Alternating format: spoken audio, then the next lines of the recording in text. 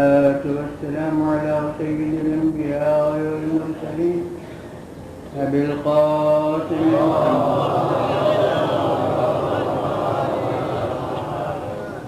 خاتم النبيين وآله الطيبين الطاهرين المعصومين. أما بعد فقد قال الله سبحانه في كتابه المبين وهو أصدق الصادقين: قد أفلح المؤمنون الذين هم في صلاتهم خاشعون.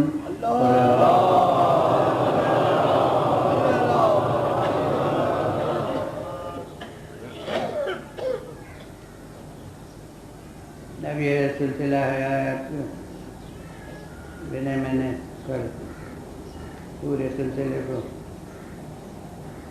پڑھا تھا آغاز کلام میں، مگر وعدہ کر لیا تھا کہ روز پورا سلسلہ نہیں پڑھا کروں گا. بہرحال فلاح، اس کو میں نے عرض کیا کہ یہ اتنی وسیع اور ہمگیر لفظ ہے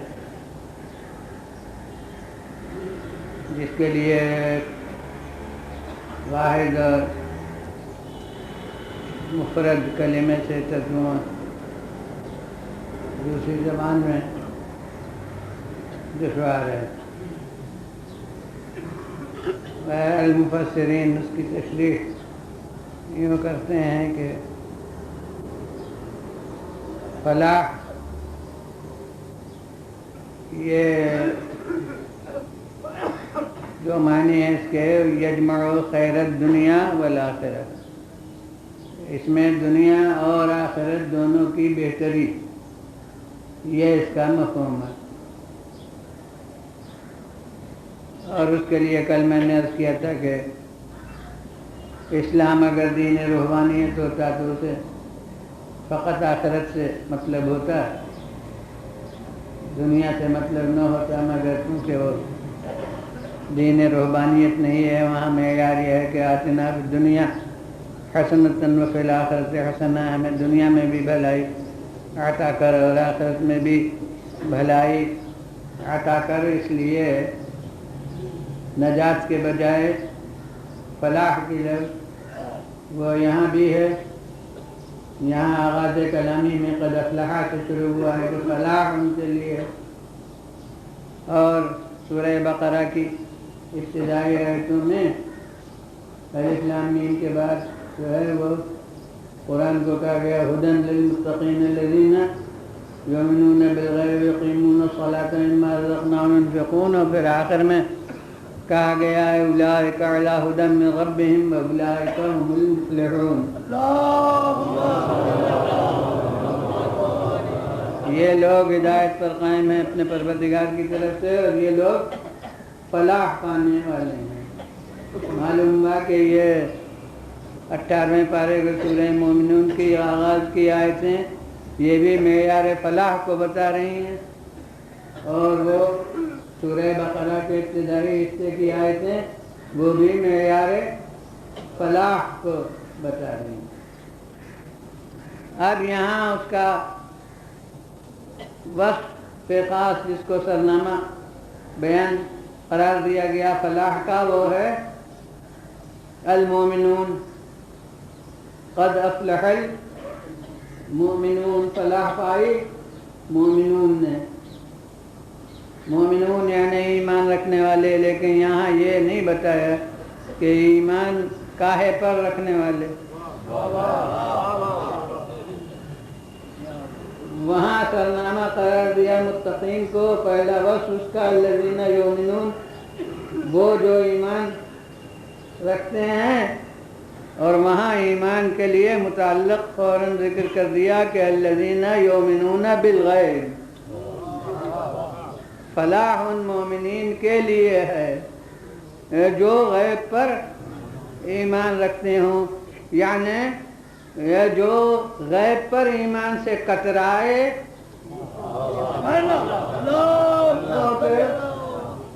فلاح کا حقدار نہیں ہے۔ اب یہ غیب کیا ہے؟ غیب وہ ہے کہ جو احساسات و مشاہدے کے حدود سے بالا تر ہے، احساس اور مشاہدے کے حدود سے ماورا ہے، وہ غیب ہے۔ اب یہاں ایک تو کلیتاً غیب کے مقابلے میں محال ان کا ہے کہ جو ہر چیز کے لیے کہتے ہیں کہ مشاہدہ جب تک نہ ہو اس وقت تک وہ ماننے کے قابل نہیں ہے۔ وہ جن کو مادیین کہتے ہیں، جن کو دہریین کہتے ہیں، تو وہ کہتے ہیں کہ مشاہدے پر بنیاد ہونا چاہیے ماننے کی اور کسی چیز کے قبول کرنے کی۔ یہ مشاہدے میں نہ ہو اور یعنی احساسات کے حدود سے باہر ہو، یہ چیز وہ کہتے ہیں کہ یہ کوئی چیز نہیں ہے۔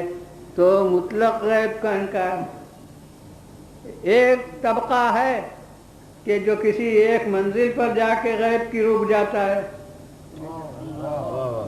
وہ وہاں کہتا ہے کہ یہ غیب پر ایمان، یہ غائب کو ماننا، ایسے کو کہ جو حدود مشاہدہ میں نہیں ہے اس کو تسلیم کرنا اور پھر اس کا انتظار کرنا،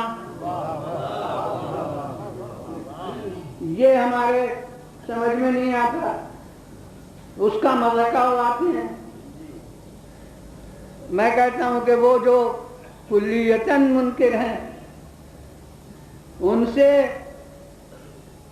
وہ تو جیسے غلط اصول بنا لیا ہے تو ان پر تو بنیادی بحث بعد کو ہے، لیکن جو غیب پر ایمان رکھنے کی آیتیں پڑھتے ہوئے پھر بھی غیب پر اعتقاد لانے سے اس لیے بچے کہ یہ غیب ہے، وہ الگ کسی بنیاد پر انکار کرے اور بات، لیکن صرف غائب ہونے کی بنا پر انکار کر رہا ہے تو پھر کسی غیب کو نہ مانے، تب وہ گویا اصول غلط صحیح مگر با اصول ہے۔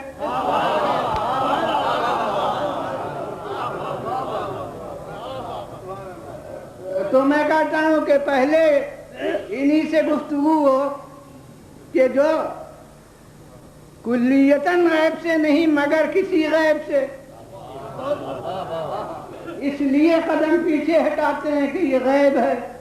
تو میں کہتا ہوں کہ اگر یہ بنیاد ہے کہ غیب ہے، ہاں بلا وجہ غیب کو نہ مانیے، لیکن جس بنیاد پر ہر غیب کو مانا ہو اس بنیاد کے ہوتے ہوئے پھر بھی غیب کو نہیں مان رہے ہیں، تو اب سوال یہ ہے کہ اگر آپ غیب کو نہیں مانتے ہیں تو پھر شروع سے دین کی بنیاد ہی کو نہ مانیے،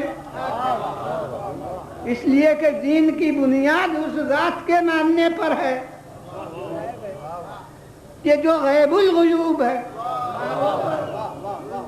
کوئی غیب وہ ہوتا ہوگا کہ ہم نے نہیں دیکھا، کچھ لوگوں نے دیکھ کے بتایا ہے۔ یوں تو کتنے ہیں آپ میں سے جن کے لیے مکہ معظمہ غیب ہے، کتنے وہ ہیں جن کے لیے مدینہ منورہ غیب ہے، کتنے وہ ہیں جن کے لیے یورپ کے شہر غیب ہیں، مگر کوئی اس لیے انکار کرتا ہے کہ کیا معلوم، ہم نے تو دیکھا نہیں۔ ہو سکتا ہے کہ جتنے آ کے کہتے ہوں کہ ہم گئے ہیں اور ہم نے یوں وہاں سیر و سیاحت کی ہے یا عبادت کی ہے، یہ سب یوں ہی کہتے ہوں۔ کوئی شخص اگر یہ کہے کہ چونکہ ہم نے نہیں دیکھا لہذا غلط ہے،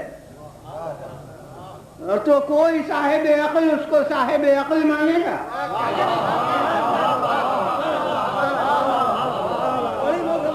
اس لیے کہ خود نہیں دیکھا مگر ہزاروں دیکھنے والے، لاکھوں دیکھنے والے، بے شمار دیکھنے والے وہ بتا رہے ہیں، وہ کہہ رہے ہیں، اپنے مشاہدات بیان کر رہے ہیں، تو معلوم ہوتا ہے کہ بہت سی اندیکھی باتیں ان لوگوں کے کہنے سے مثل دیکھے ہوئے ہو جاتی ہیں جو دیکھنے کے دعوے دار ہوں۔ لیکن یہاں اس غیب کو ماننا ہے کہ کسی اس کی طرف دعوت دینے والے نے یہ نہیں کہا کہ ہم نے دیکھا ہے۔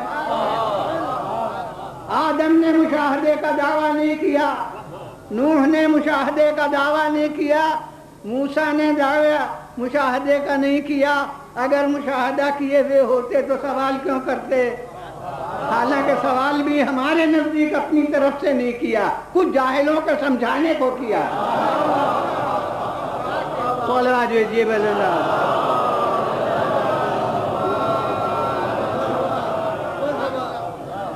بہرحال کوئی اس کی طرف کا دعوت دینے والا اس کا دعوے دار ہو کے اس نے دعوت نہیں دی ہے کہ ہم نے دیکھا ہے تو مانو۔ جی نہیں، مشاہدے کا دعویٰ کسی نے نہیں کیا، تو ایسی غیب ہستی ہے کہ جس کو آنکھوں سے کسی نے نہیں دیکھا، اور کسی کو آنکھوں سے نہ دیکھا ہو خود بیداری میں تو خواب میں آدمی دیکھتا ہے، مگر یہ وہ ذات ہے کہ جو خواب میں بھی نظر نہیں آئی ماننے والوں کے۔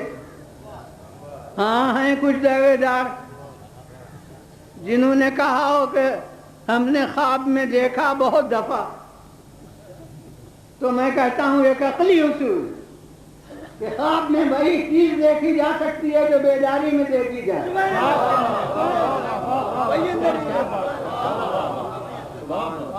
مثلا خوشبو خواب میں بھی سونگھی جائے گی، دیکھی نہیں جائے گی۔ آواز خواب میں بھی سنی جائے گی، دیکھی نہیں جائے گی۔ جو چیزیں چھونے سے متعلق ہیں خواب میں بھی وہ چھونے ہی سے سمجھ میں آئیں گی، سن کر یا آنکھوں سے دیکھ کر نہیں۔ معلوم ہوتا ہے کہ دور احساس بدل جائے خواب اور بیداری کا، مگر نوعیت احساس نہیں بدلتی۔ تو اب وہ ذات جو بیداری میں نہ دیکھنے کے قابل ہو، نہ سننے کے قابل ہو، نہ چھونے کے قابل ہو، نہ سونگنے کے قابل ہو، کسی حادثے کے حدود میں اسیر نہ ہو، وہ خواب میں بھی دیکھی نہیں جا سکتی۔ اگر کوئی کہہ رہا ہو کہ ہم نے دیکھا ہے تو کسی اور کو دیکھا ہوگا۔ جیسے دنیا میں دعوے دار خدائی کے بن گئے، ویسے خواب میں بھی خدا بن کے کوئی آ گیا ہوگا۔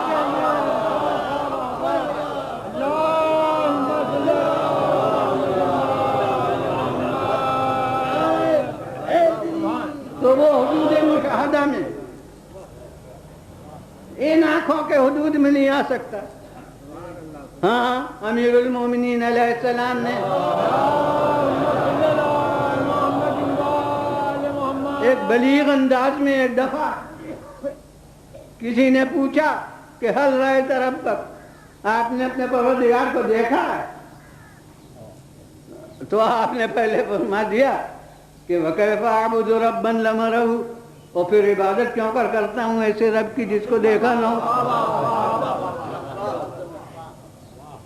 اب چونکہ سنتا رہا تھا اسی زبان سے وہ کہ نہیں وہ حدود مشاہدہ میں نہیں آتا، تو وہ پھر ذرا حیران ہوا، تو آپ نے فرمایا کہ لا تراہ العیون بالابصار ولیکن تراہ القلوب بحقائق الایمان۔ اس کو یہ کاسے سر والی آنکھیں نگاہوں سے نہیں دیکھتی ہیں، اس کو دل و ضمیر وہ اپنے بصیرت کی آنکھوں سے دیکھتی ہیں۔ صلوات بھیجیے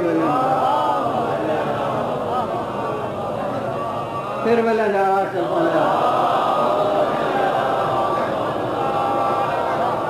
تو اب اگر کوئی غیب سے انکار کرنا چاہتا ہے غیب کا ہونے کی بنا پر، تو پھر اس ذات کا انکار کر دے، تو پھر دین کی بنیاد ہی نہیں قائم ہوگی۔ جیسا امیر المومنین علیہ السلام نے ارشاد فرمایا اول الدین معرفت، دین کی پہلی منزل سنگ بنیاد، اسے سمجھنا ہے، اسے جاننا ہے، اسے پہچاننا ہے، تو معلوم ہوا کہ سب سے پہلی جو بنیاد ہے دین کی وہ غیب ہے۔ اس کے بعد اب اس کے آگے بڑھیے، اب جتنا دنیا مان رہی ہے اسی کو کہوں کہ اب توحید سے آگے بڑھے تو پھر رسالت کی منزل آ گئی۔ تو میں کہتا ہوں کہ رسول کو آنکھوں سے دیکھ کے مانا، یہاں رسول کو آنکھوں سے دیکھ کے مانا، ارے ہم نے نہیں مانا آنکھوں سے دیکھ کے، ہم اس دور میں تھے نہیں، مگر جنہوں نے شروع میں مانا وہ تو آنکھوں سے دیکھ کے مانا۔ میں کہتا ہوں جی نہیں، آنکھوں سے دیکھ کے کسی نے نہیں مانا، جنہوں نے واقعی مانا ہو انہوں نے بھی آنکھوں سے دیکھ کے نہیں مانا۔ رسول کو کیا آنکھوں سے دیکھ کے مانا؟ حضور رسول کو آنکھوں سے دیکھتے ماننے تو شکل و شمائل دیکھ لیتے اور قد و قامت دیکھ لیتے، صورت مبارک دیکھ لیتے، مگر ایمان ان چیزوں پر نہیں لانا ہے جو آنکھوں سے دیکھ رہے ہیں۔ صاف لفظوں میں کہوں کہ زلف مبارک پر ایمان نہیں لانا ہے، دندان مبارک پر ایمان نہیں لانا ہے، رخسار مبارک پر ایمان نہیں لانا ہے، ایمان لانا ہے رسالت پر۔ وہ جو جرم دین ہے وہ رسالت ہے۔ یہ سب تاریخی حقیقتیں ہیں اور یہی فرق ہے تاریخ اور عقائد میں کہ جہاں تک حدود مشاہدہ ہیں وہاں تک تاریخ، اور جہاں مشاہدے کے حدود سے بالا تر ہوا وہاں عقائد دینی۔ صلوات بھیجیے بلند، پھر بلند آواز سے صلوات۔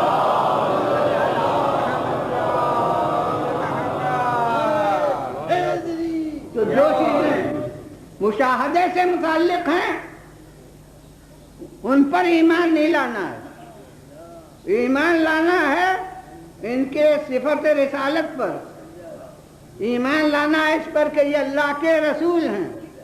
تو رسالت کو کیا آنکھوں سے دیکھ کے مانا؟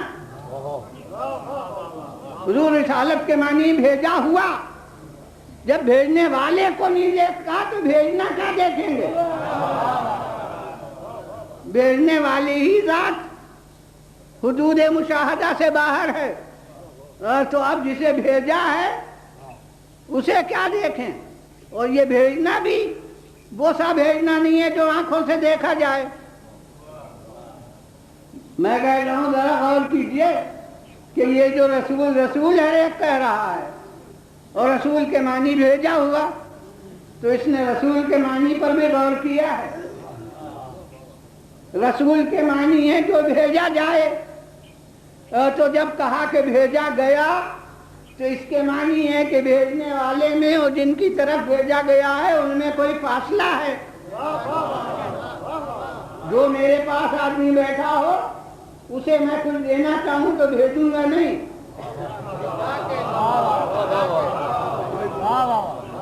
اس کے سپرد کر دوں گا، لیکن وہ صاحب جو وہاں بیٹھے ہیں ان کو مجھے کچھ پہنچانا ہو تو پھر بھیجنے کا سوال پیدا ہوگا۔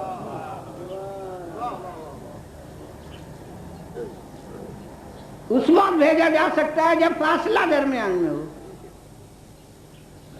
لیکن یہاں ذات وہ ہے جو حدود جسم و جسمانیات میں مقید نہیں ہے، جو جسم و جسمانیات کے اندر نہیں ہے۔ قرآن نے کہا ہے کہ وہ رگ گردن سے زیادہ قریب ہے۔ تیمارداروں سے کہا ہے کہ تم جو پاس بیٹھے ہو نبض دیکھ رہے ہو، سینے پر ہاتھ ہے، نفس کی آمد و شد دیکھ رہے ہو، نحن اقرب الیہ منکم ولکن لا تبصرون، ہم تم سے زیادہ اس کے قریب ہیں لیکن تم دیکھتے نہیں ہو۔ تو جو ذات اتنی قریب ہے، جسم و جسمانیات سے بری ہے، اس کے یہاں فاصلے کا تصور کہاں؟ اگر فاصلے کا تصور نہ ہو تو بھیجنے کا تصور کہاں؟ اگر بھیجنے کا تصور نہ ہو تو رسالت کے معنی کیا؟ تو معلوم ہوا کہ رسول اللہ کہہ دینا آسان ہے اور سمجھنا مشکل ہے۔ کیا معنی بھیجے گئے؟ وہ کہیں 10 لاکھ میل پر تھا اور ہم اس سے 10 لاکھ میل دور تھے، تو اس نے بھیجا۔ تو اس بھیجنے کے کیا معنی ہیں؟ یہ بھیجنا ہی مشکل بات ہو گیا۔ اور اگر اس کو سمجھانے کی رسالت پر ایمان کیسا ہوا؟ تو اب اس معاملے کو حل کرنے کے لیے میں کہتا ہوں روزمرہ کی اپنی ایک بات کو سمجھ لیں تو شاید اس کو سمجھ لیں۔ ہر نماز جو کوئی آدمی پڑھے تو اس میں نیت کرتا ہے قربتاً للہ، وضو کرتا ہے قربتاً للہ، حج کرتا ہے قربتاً للہ، یعنی عبادتوں کے نام بدلتے گئے اور قربتاً للہ ہر ایک کے ساتھ ہے۔ اور بنیاد عبادت ہی قربتاً للہ ہے۔ اگر سب کچھ جو وضو میں ہوتا ہے وہ کر لیا اور قربتاً للہ نہ ہوا تو صفائی خوب ہو گئی، لیکن جس کا نام وضو ہے وہ نہیں ہوا۔ جو نماز میں ہوتا ہو وہ سب کر لیا لیکن قربتاً للہ نہ ہوا تو اٹھا بیٹھی ہو گئی، لیکن نماز نہیں ہوئی۔ جتنا حج میں ہوتا ہے سب کچھ کر لیا لیکن قربتاً للہ نہیں ہوا تو سفر مکہ ہو گیا، سیاحت ہو گئی، تجارت کرنا ہو تو تجارت ہو گئی، کوئی مفاد سیاست ہو تو وہ ہو گیا، لیکن ایک عدد حج نہیں ہوا۔ معلوم ہوا کہ عبادتیں جتنی ہیں ان کی بنیاد قربتاً للہ پر ہے۔ قربتاً للہ کے معنی کیا؟ اللہ سے نزدیک ہونے کے لیے۔ تو بس یاد رکھیے کہ اگر اس قرب کے معنی سمجھ لیں تو اس بوجھ کے معنی سمجھ لیں گے جس کی وجہ سے رسالت ہوتی ہے۔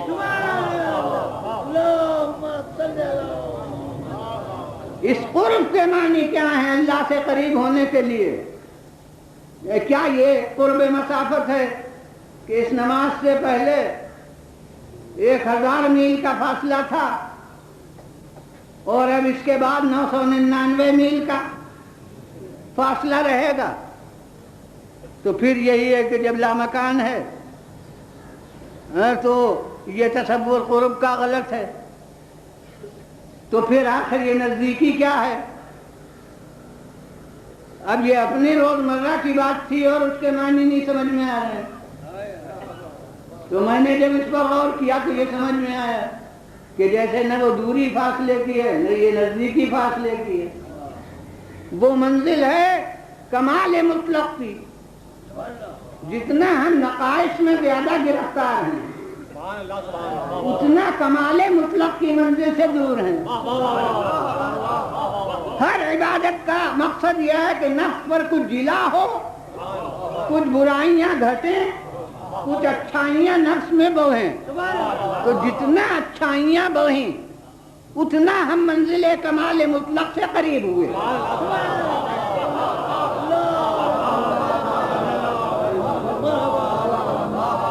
یہ ہر عبادت کا مقصد ہے، ہر عبادت اسی لیے ہے۔ اسی لیے نماز ہو جاتی ہے چند منٹ میں، لیکن قرآن نے کہا کہ تنہا عن الفحشاء والمنکر، یہ بری باتوں سے روکنے والی چیز ہے۔ تو ہاتھ پکڑ کے تھوڑی روکتی ہے. مطلب یہ ہے کہ اگر نماز صحیح معنی میں نماز ہوئی ہے تو نفس میں وہ کیفیت پیدا ہوگی کہ برائیوں کی طرف نہ جائے. صلوات بھیجیے بلند پھر بلند آواز سے صلوات بھیجیے. روزے کا حکم دیا تو وہی یہی کہا کہ لعلکم تتقون، تاکہ تم میں تقوی پیدا ہو جائے. یعنی ہر عبادت ختم ہو جاتی ہے اپنے وقت پر، لیکن اثر اپنا بعد میں. اگر صحیح عبادت ہے تو چھوڑ جانا چاہیے، وہ اثر نفس میں قائم رہے جو اس عبادت کے بعد بھی انسان کو روکتا رہے بے راہ رویوں سے، برائیوں سے.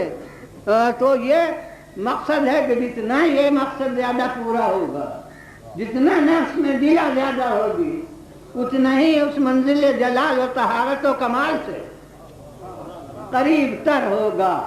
تو معلوم ہوا کہ یہ قرب جو ہے یہ بے اعتبار وصف ہے، بے اعتبار صفات کے ہے. تو اب وہ بوجھ بھی، دوری جو ہے وہ اسی لحاظ سے ہوگی کہ وہ پورے طور سے صادق ہے. جتنے ہم کذب میں زیادہ گرفتار ہیں، سچائی سے زیادہ دور ہیں، اتنا اس کی منزل سے دور ہیں. وہ امانت کو پسند کرتا ہے، ہم جتنے زیادہ امانت داری سے دور ہیں اتنا اس کی منزل سے دور ہیں. تو خلق خدا گناہوں میں گرفتار، نقائص میں گرفتار ہوتے ہوئے اس منزل کمال سے دور ہے، لہذا دور ہے. جب تو بھیجنے کی ضرورت ہے.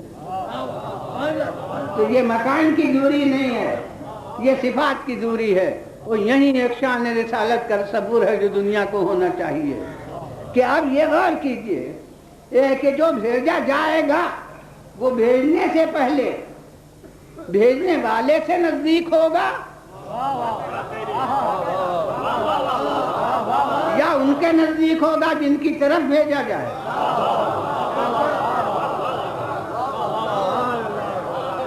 اب یہ شان رسالت کا بیان ہے، ذرا بلند آواز سے صلوات.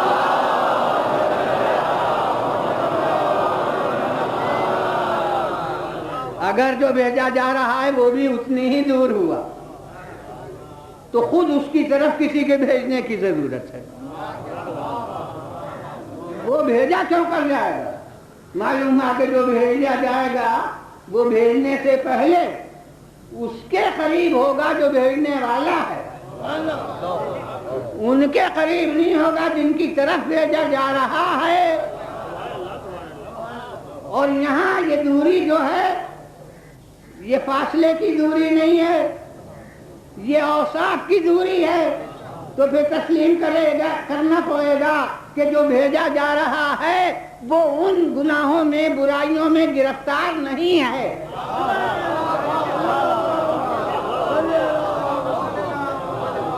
اب اس کا نتیجہ علم کلام کی زبان میں کہہ دوں کہ اس کا مطلب یہ ہے کہ وہ عصمت نتیجہ رسالت نہیں ہے، رسالت نتیجہ عصمت ہے.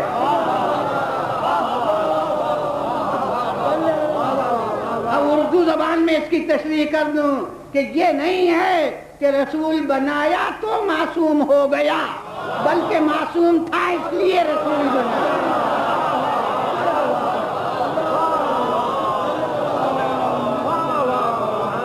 صلوات بھیجیے بلند.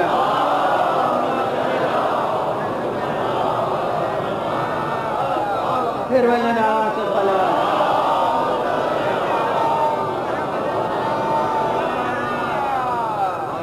ہاں، اس کا علم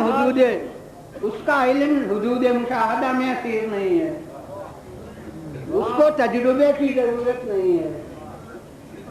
یہ ہمارا علم ہوگا جو محتاج تجربہ ہے. اس لیے کسی کو 10-20 برس دیکھ لیں کہ یہ سچا ہے، ایماندار ہے، تب سمجھیں گے کہ یہ سچا اور ایماندار ہے. مگر اس کا علم حدود مشاہدہ میں اسیر نہیں ہے، چونکہ وہ خود ظرف زمان و مکان کے حدود میں اسیر نہیں ہے، مقید نہیں ہے. لہذا اس کا علم بھی حدود زمانہ میں مقید نہیں ہے. تو میں نے جو عرض کیا تھا کہ رسالت نتیجہ عصمت ہے، مگر رسالت کا عطا کرنے والا چونکہ وہ ہے، لہذا وہ یہ ضرورت اس کے لیے نہیں ہے کہ وہ کچھ برس دیکھ لے کہ ہے معصوم یا نہیں تب رسالت عطا کرے، بلکہ علم غیب کے آئینے میں جسے دیکھتا ہے کہ یہ معصوم ہے اسے ازل میں تاج رسالت پہنا دے.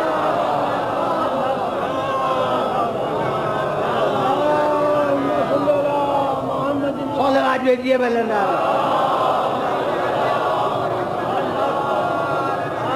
اب اسے علمی زبان میں عرض کروں تو بوجھل ہو جائے گا.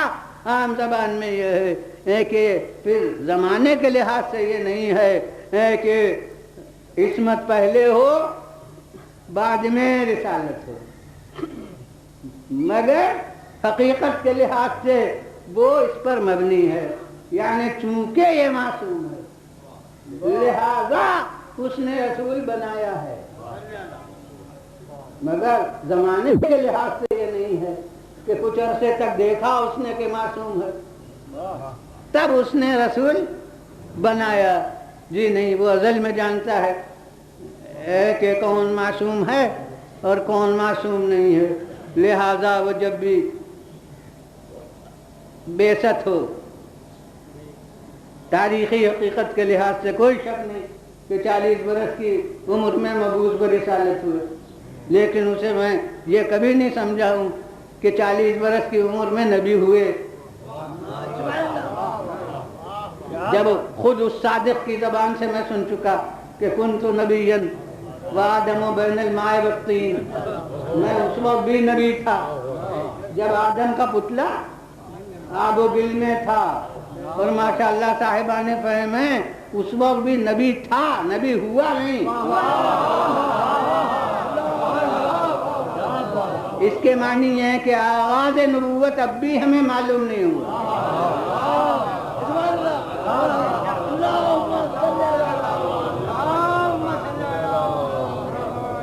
اس کو ایک عام مثال کے طور پر میں یوں پیش کیا کرتا ہوں کہ حضور اب کوئی کبیر السن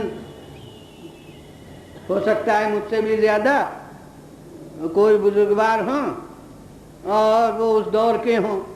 اب تو خیر سال ولادت وغیرہ نوٹ بک پر لکھ لیا جاتا ہے، مگر پرانے زمانے میں یہ چیزیں نہیں ہوتی تھیں، اس کی پابندی نہیں ہوتی تھی.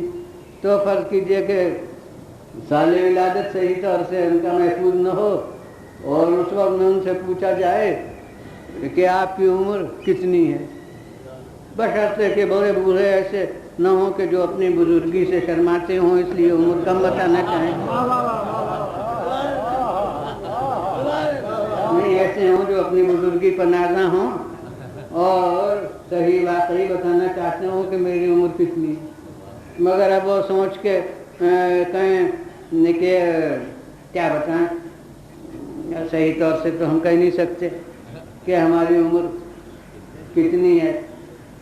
اب اس دور والوں کے لیے تو حدود تصور سے باہر ہوگا، مگر ہم ایسوں کے ابتدائی عمر میں ایسے افراد تھے جو غدر سن 57 کا حوالہ دیتے تھے کہ بھائی یہ سمجھ لو کہ جب وہ غدر جو اب جہاد آزادی کے نام سے تو دور کے لحاظ سے لفظیں بدلتی ہیں،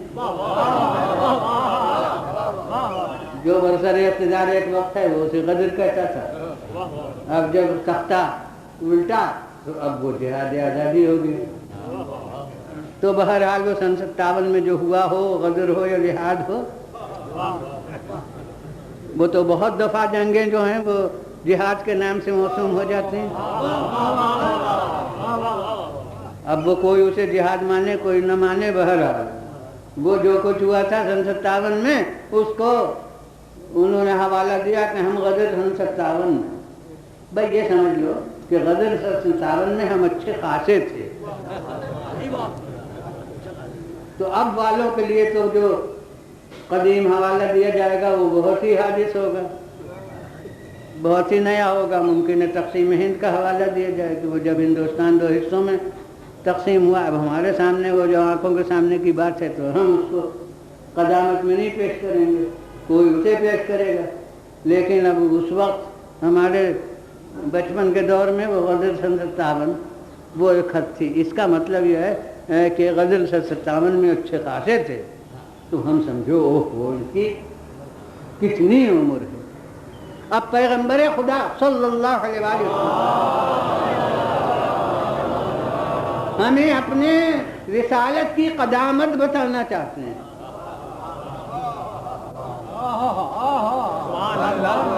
ماشاء اللہ اردو ادب والے بھی مجمع میں ہوں گے. میں کہتا ہوں کہ اب پیغمبر خدا صلی اللہ علیہ وسلم ہمیں اپنے نبوت کی قدامت بتانا چاہیں تو کن الفاظ میں بتائیں، کیونکہ اس وقت کی مسافت زمانہ کا کوئی سنگ میل بھی تو ہمارے سامنے نہیں ہے. تو حوالہ کاہے کا دیا جائے؟ لہذا بشر نہیں، ابو البشر. اور ابو البشر کی بھی وہ منزل جب ابھی وہ مجسم شکل میں نہیں آئے ہیں بلکہ عالم عناصر میں ہیں. اب الفاظ کی مدد سے تو ہمیں وہاں تک پہنچا دیا، لیکن اب اس کے بعد تو الفاظ نہیں رہے. لہذا اس کا حوالہ دے کے کہا کہ وہ اس وقت جب آدم کا پتلا آب و گل میں تھا، یعنی ابھی مجسم شکل میں بھی نہیں آیا تھا. روح کا پھونکا جانا کیا ہے؟ وہ تو بہت بات کی منزل ہے. ابھی جب آب و گل میں تھے اس وقت بھی، اب ذہن کو وہاں تک پہنچا دیا، اس وقت بھی میں رسول تھا، نبی تھا. اب ہم جو کر سمجھے کہ ہیں کب سے نبی، تو ظرف زمان میں ایک حد تک پہنچا کے پھر ہمارے ذہن کو آگے بڑھنے کا موقع دے دیا. ویسے ہی جب قرب کے لیے ظرف مکان کہا تو لفظوں کی مدد سے تو قاب قوسین تک پہنچا دیا. اب یہ بہت قریب گویا مسافت ہو گئی، لیکن قاب قوسین کہہ کے اگر لب قدرت رک جاتے، خاموش ہو جاتے، ساکن ہو جاتے، تو پھر ان کی رفعت کے اوپر حد قائم ہو جاتی. لہذا کہہ دیا کہ بلکہ اس سے نزدیک تر.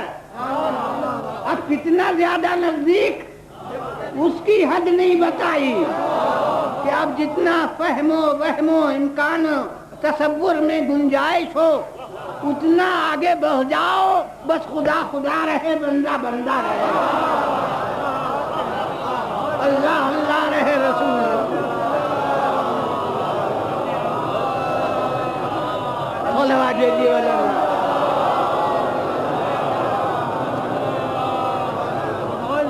پھر بنے دعویٰ سے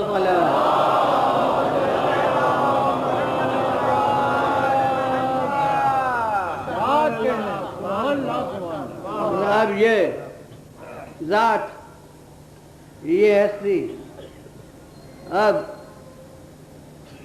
اس کی رسالت اس وقت ہے تو اب کیونکہ میں کہوں کہ 27 رجب اور 40 برس کی عمر میں یہ نبی ہوئے، مگر کیا بعثت کی تاریخ یہ غلط ہے؟ نہیں ہے، تو حقیقت تاریخی کہ سن 40 عام الفیل میں، عام الفیل یعنی آپ کی عمر 40 برس، اسی سال آپ کی ولادت کے سال میں حملہ ہوا تھا ہاتھیوں کا، لہذا تاریخ میں ہو سن اس کا تعارف ہوتا تھا اس واقعے سے. تو 40 برس کی عمر میں مبعوث برسالت ہوئے. تو یہ تو میں نہیں مانتا کہ یہ اب نبی ہوئے، اب عہدہ ملا. پھر کیا یہ سمجھ لوں کہ اب سے کار رسالت کرنے پر مامور ہوئے؟ تو اس کا مطلب یہ ہے کہ اس وقت تک کی زندگی بیکار گزاری. تو میں تو نہ وہ مانتا ہوں کہ یہ اب نبی ہوئے، نہ یہ مانتا ہوں کہ اب سے کار رسالت پر مامور ہوئے. میں تو بعثت کے معنی یہ سمجھتا ہوں کہ دعوی رسالت پر مامور آج ہوئے. اب کوئی کہے کہ دعوی رسالت پر مامور آج ہوئے تو پھر کار رسالت کیا کر رہے؟ تو اسے میں مشترک مجموعوں میں جہاں مسلم غیر مسلم مشترک مجمع ہو. وہاں میں اس کو زیادہ وضاحت کے ساتھ بیان کرتا ہوں کہ میرے نزدیک کار رسالت تو پہلے سے کر رہے ہیں، دعویٰ رسالت پر معمور آج ہوئے. اب وہ کار رسالت کیا کر رہے تھے؟ 40 برس کی عمر میں جو دعویٰ کرنا تھا اس کے پسے پشت اپنے کردار کی فوج جمع کر رہے تھے، اپنی سیرت کا لشکر فراہم کر رہے تھے تاکہ جب وہ دعویٰ کروں تو 40 برس کا کردار اس کی پشت پناہی میں ہو، اس کی قوت پہنچانے کے لیے ہو. تو اب یہ کیوں ہے؟ اس لیے کہ اللہ کا علم تو محتاج تجربہ نہیں ہے، لیکن خلق خدا کا علم محتاج تجربہ ہے. لہذا جسے رسول بنانا ہے 40 برس تک دنیا کو موقع اس کے آزمانے کا دے دیا جائے گا، اس کے تجربے کا دے دیا جائے گا کہ دیکھو یہ ہے جو اب دعویٰ رسالت کر رہا ہے. اور میرے نزدیک تو اخلاق رسالت کا ہر گوشہ بے نظیر تھا، یعنی عادل بھی ان سے بڑھ کے کوئی نہ تھا، صابر بھی ان سے بڑھ کے کوئی نہ تھا، جواد و سخی بھی ان سے بڑھ کے کوئی نہ تھا، مگر یہ 2 صفتیں یعنی صادق اور امین، سچا اور امانت دار، یہ اتنی نمایاں ہوئی کہ لقب کی حیثیت اختیار کر لی. سخی تھے مگر یہ نہیں کہ دور سے آ رہے ہیں تو لوگ کہیں سخی آ رہا ہے. صابر تھے مگر یہ نہیں کہ دور سے آ رہے ہیں تو لوگ کہیں صابر آ رہے ہیں. مگر یہ صفتیں ایسی تھیں کہ دور سے آ رہے ہیں تو لوگوں نے کہا صادق آ رہا ہے، دور سے آ رہے ہیں تو لوگ کہیں گے کہ امین آ رہا ہے. یہ 2 صفتیں کیوں اتنی نمایاں ہیں؟ اس لیے کہ ان 2 صفتوں کو دعوے کی صحت میں دخل ہے. جو صادق ہوگا وہ جھوٹا دعویٰ کیوں کرنے لگا، اور جو امین ہوگا وہ پیغام کے پہنچانے میں قطر بیوت کیوں کرنے لگا.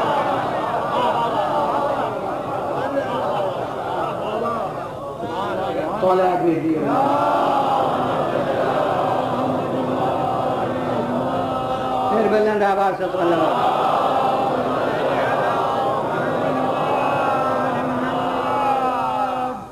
تو صادق کہنے کے معنی یہ ہے کہ جو بات آپ کہیں وہ سچ. امین کہنے کے معنی یہ ہے کہ جو پیغام آپ کے سپرد ہوگا وہ بالکل اسی طرح سے ہم تک پہنچے گا. اور میں کہتا ہوں کہ جب زبان سے دعویٰ رسالت کیا تو کچھ نے مانا، کچھ نے نہ مانا، لیکن جب تک زبان خاموش تھی اور عمل مصروف کار تھا اس وقت تک تو مجھے کافر کا وجود نظر نہیں آتا. جو ہے وہ صادق کہہ رہا ہے، جو ہے وہ امین کہہ رہا ہے. اور میں کہتا ہوں جب اعلان رسالت کیا اور وہ مجمع عام میں کوہ صفا پر تشریف لے گئے اور کوہ صفا پر جا کے یہ پہلا اعلان کیا. جب تک آدمی حج میں جائے نہیں تو سمجھ میں نہیں آتا. پہاڑ کا تصور ہوا تو ہم سمجھے کہ ہمالیہ ہے، تو اب وہاں چلے گئے تو آدمی کہاں نظر آئیں گے. جب جا کے دیکھا تو کوہ صفا وہ ہے جو 7 سیڑھیوں میں اس کی چوٹی آ جاتی.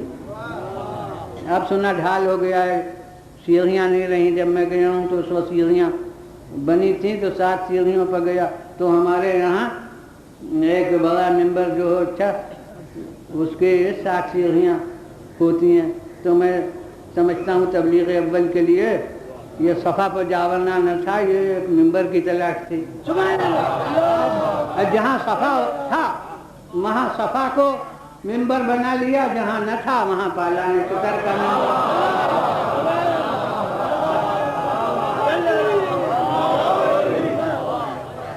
صلوات بھیجیے بلند.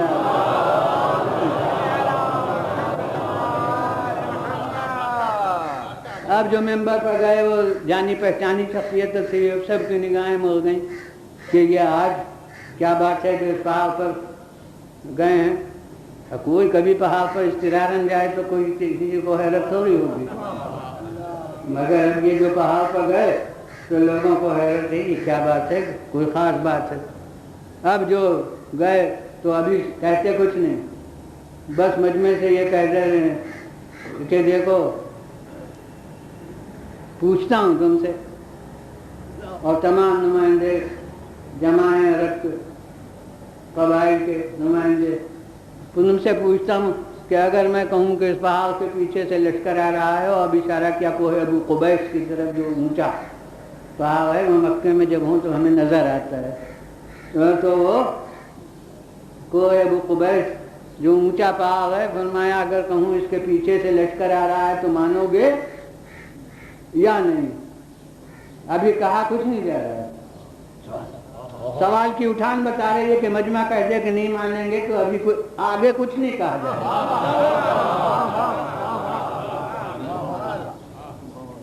اور اب جتنا مجمع سامنے ہے، اور ابھی یہ دیکھ لیجئے کہ یہ کہا تھا کہ کوہ ابو قبیس کی طرف اشارہ کر کے کہ یہ کہوں گا کہ اس کے پیچھے سے لشکر آ رہا ہے تو مانو گے یا نہیں؟ یہ نہیں کہا تھا کہ یہ کہوں گا کہ سامنے سے آ رہا ہے کہ اٹھ کے دیکھ لو کہ آ بھی رہا ہے یا نہیں۔ اس کے معنی ہے کہ پہلا ہی پیغام جو دیا تھا اس میں دنیا کو یہ اپنے گریبان میں منہ ڈال کر اور دل کی گہرائیوں میں دیکھ کر اس کے جانچ کا موقع دے دیا تھا کہ میں پوچھتا ہوں کہ میرے کہنے سے غیب کے ماننے کے لیے تیار ہو یا نہیں۔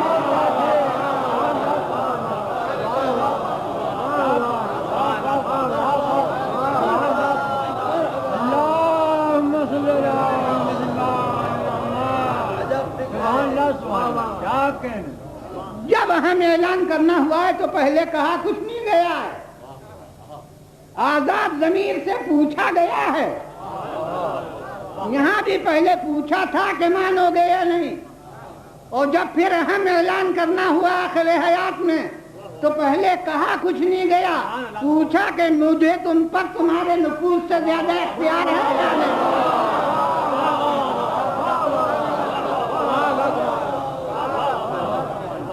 وہاں بھی جسے آزاد رکھنا ہو ایمان کے بندھنوں کو سے اپنے کو، وہ ابھی کہہ دے کہ نہیں مانیں گے۔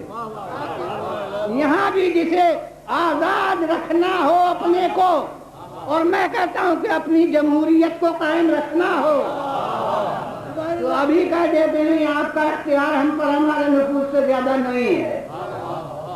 مگر اس کے جواب میں بھی جب دنیا اقرار کر لے، اور اس کے جواب میں بھی جب اقرار کر لے تو بعد میں اب نہ مانے تو خود اپنے اقرار اور فیصلے کے خلاف ہے۔ صلوات بھیجیے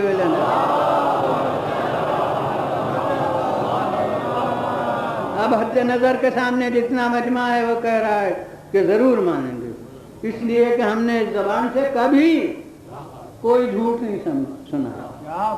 اب دیکھا آپ نے اس 40 برس کے زندگی کی قیمت، اور اب ایک مکتب خیال کی زبان میں کہہ دوں کہ بشر ماننا تو میرے نزدیک حضور قرآن ضروری ہے، مگر 40 برس کی عمر کی پوری رسالت کی بنیاد اس بشریت پر ہے جو 40 برس دنیا کے سامنے آ چکی۔ یعنی پہلے دنیا سے ایمان لانا ہے، دنیا سے ایمان لانے کی دعوت دی گئی ہے اپنے کردار سے، جو 40 برس تک اس کی آنکھوں کے سامنے رہا، اس کے بعد اعلان رسالت کرایا، اور اب جب اعلان کیا نہ تو اب ماننے کے لیے تیار نہیں، اب تسلیم نہیں کر رہے۔ اگر تسلیم کر لیتے تو سبھی اس وقت مومن کیوں نہ ہو جاتے؟ ہنستے ہوئے چلے گئے، اچھا یہ کہنا تھا آپ کو، لیکن یہ جو کہا تھا یہ ہے کہ کیوں نہ مانیں گے، یہ عمر بھر نشتر بن کے ضمیر میں چپٹا کر رہے گا۔ اس وقت یہ کہا تھا کیوں نہ مانیں گے، اور جب نہیں مان رہے ہیں تو اندر سے کوئی کہتا ہوگا کیوں نہیں مانتے۔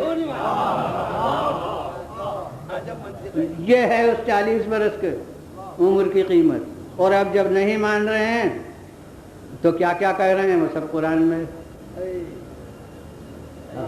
اب صادق کہہ دیں تو پھر رسول ہی نہ مان لے،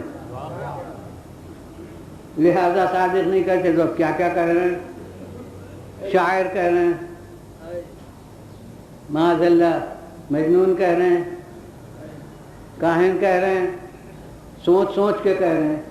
میں کہتا ہوں یہ سب سوچ سوچ کے کہنے کی ضرورت کیا ہے؟ آج کل تو علم النفس یہ یونیورسٹیوں کا موضوع ہے، اس پر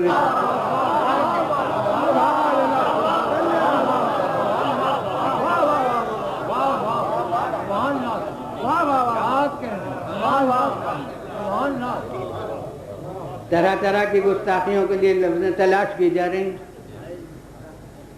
اور اب ایک پہلو پر تمام اہل فہم و اہل نظر کو متوجہ کرنا ہے کہ ارے ان کم بختوں نے یہ سب لفظیں گستاخانہ رسول کی شان میں استعمال کی تھی،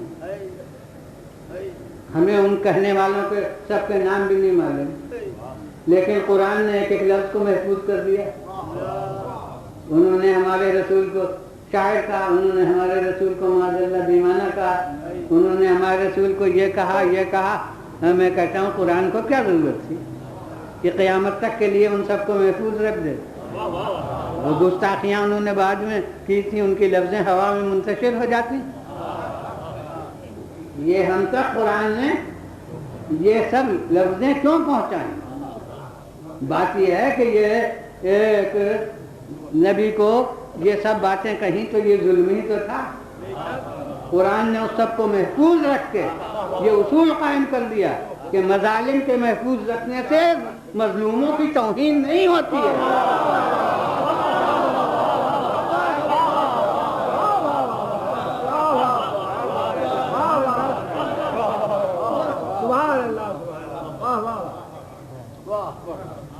یہ تو ان کو صادق کہنے کا اثر تھا، اور امین جو کہتے تھے اس کا اثر یہ کہ شب ہجرت تک امانتیں پیغمبر خدا صلی اللہ علیہ وآلہ وسلم کے پاس محفوظ ہیں۔ دار الندوہ میں کتنا بڑا اجتماع ہوا ہے، ہر قبیلے کے لوگ شریک تھے، تو وہ مسئلہ تو مشہور ہے کہ 2 سے آگے راز بڑھا اور پھر راز نہیں رہا، تو وہ کتنے ہی سیدھے راز میں ہو، لیکن اس جماعت کے افراد سے وہ پردے میں تو نہیں رہ سکتا تھا۔ تو کوئی غلط سے غلط روایت کوئی دکھائے کہ اس کے بعد شب ہجرت تک لوگ آتے ہوں، اپنی امانتیں واپس لے جاتے ہوں، کہتے کچھ نہیں کیوں نہیں۔ کوئی غلط حکایت وغیرہ مشہور ہو جاتی ہے کسی بند کے ٹوٹنے کی، تو یورش ہو جاتی ہے، ہر ایک اپنا نکال رہا ہے، نتیجہ یہ کہ نہیں بیچارہ ٹوٹنے والا ہے تو ٹوٹ جاتا ہے۔ یہاں طے ہو گیا ہے، ایک شب مقرر ہو گئی ہے کہ اس میں ان کی زندگی کا خاتمہ کر دیا جائے، مگر لوگ آ کر اپنی امانتیں نہیں مانگ رہے ہیں۔ یہ ہے نیم شعور اور تحت شعور، جتنی منزلیں ہیں لاشعور کی، ان سب میں ان کی امانت داری پر اعتماد، کہ سمجھتے ہیں کہ چاہے جان لے لیں مگر ہماری امانتیں کہیں نہیں جا سکتی، اور یہ ان کی امانت داری کی راہ میں قربانی ہے۔ جو رسول جانا چاہتے ہیں تو امانتوں کو سپرد کر جاتے ہیں ایک ایسی ہستی کے جس کو بچپن سے گود میں پالا ہے۔ کسی کا اپنے کو خطرے میں ڈال دینا اتنا مشکل نہیں ہے جتنا اپنے ایک ایسی عزیز ترین فرد کو خطرے میں ڈالنا مشکل ہوتا ہے، مگر یہ امانت داری کی راہ میں قربانی ہے کہ جاؤں بھی تو امانتیں ایسے کیسے سپرد کر جاؤں کہ مشرکین بھی یہ نہ کہہ سکیں کہ ہماری امانتوں کو غیر محفوظ ہاتھوں میں دے دیا، ایسے کو سپرد کر کے جاؤں کہ جتنا مجھ پر اعتبار ہے اتنا ہی اس پر اعتبار ہو۔ اب یہ تمام مسلمانوں کے لیے لمحہ فکریہ ہے کہ جو اتنا امین ہو کہ مشرکین کی امانتیں بغیر محفوظ ہاتھوں میں دیے ہوئے شہر نہ چھوڑے، وہ اللہ کی امانتوں کو بغیر محفوظ میں ہاتھوں میں دیے ہوئے دنیا چھوڑ دے گا۔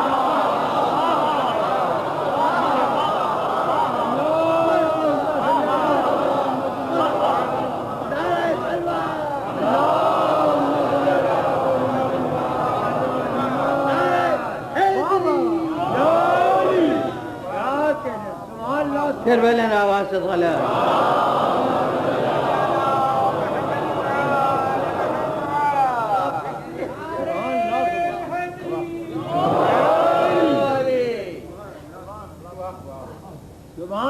تو معلوم بات ہے کہ یہ ان کے اوصاف. تو میں کہتا ہوں قیامت کو کیا آنکھوں سے دیکھ کے مانا؟ اگر آنکھوں سے دیکھتے ہیں اعمال کو مانا. میں کہتا ہوں ایک دنیا ہے غیب کی جو قیامت کے ساتھ مان لی. بس میں تو انتہائی دردمندانہ انداز میں مسلمانوں کے ایک طبقے کو متوجہ کیا کرتا ہوں کہ جس کے کہنے سے اتنی غیب کی باتیں مان لی, ایک غیب کا انکار کر کے کیوں اپنے دین کو خطرے میں ڈالا؟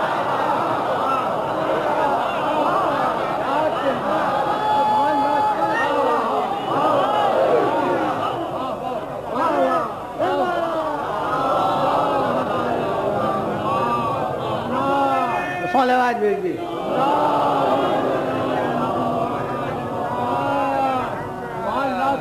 پھر بلند آواز سے صلوات.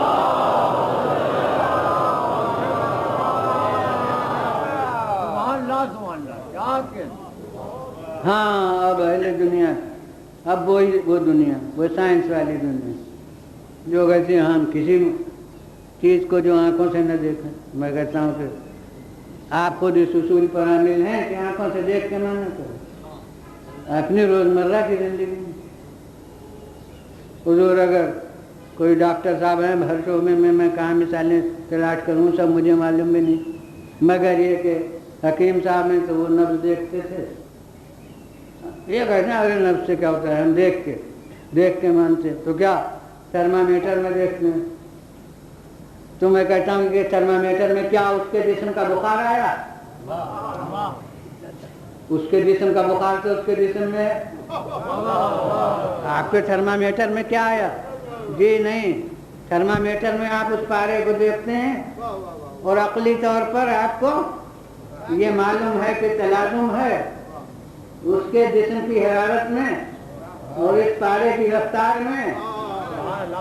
لہذا آپ پارے کی رفتار کو دیکھ کے اس عقلی لزوم کی بنا پر یہ نتیجہ نکالتے ہیں کہ اس کو اتنا بخار ہے. اب تھرمامیٹر کو نہیں کہتے کہ اس کو اتنا بخار ہے, اب اشارہ اس کے جسم کی طرف کرتے ہیں. تو حضور آپ اثر کو دیکھتے ہیں اور مؤثر کو سمجھتے ہیں. تو میں کب کہتا ہوں کہ خدا کو بھی دیکھے مانیے, اس کے آثار قدرت کو دیکھیے اور اس کے وجود کو.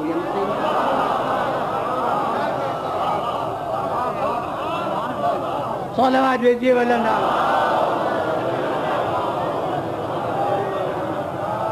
پھر بلند آواز سے صلوات.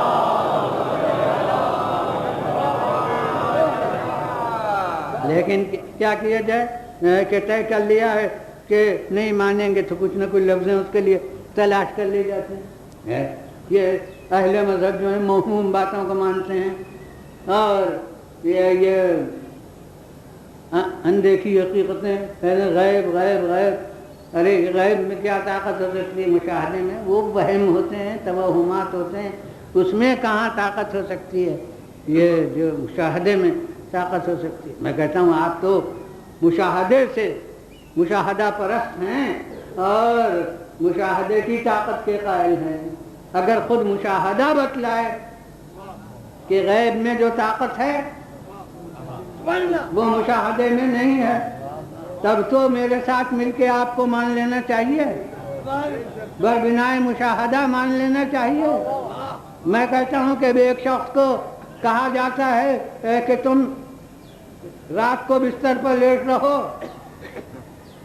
اور کھچی ہوئی تلواریں گرد ہیں اور لٹکتے ہوئے نیزے ان دیواروں کے گرد ہیں, تو مشاہدے کا تقاضا, مشاہدہ یہ سب ہے.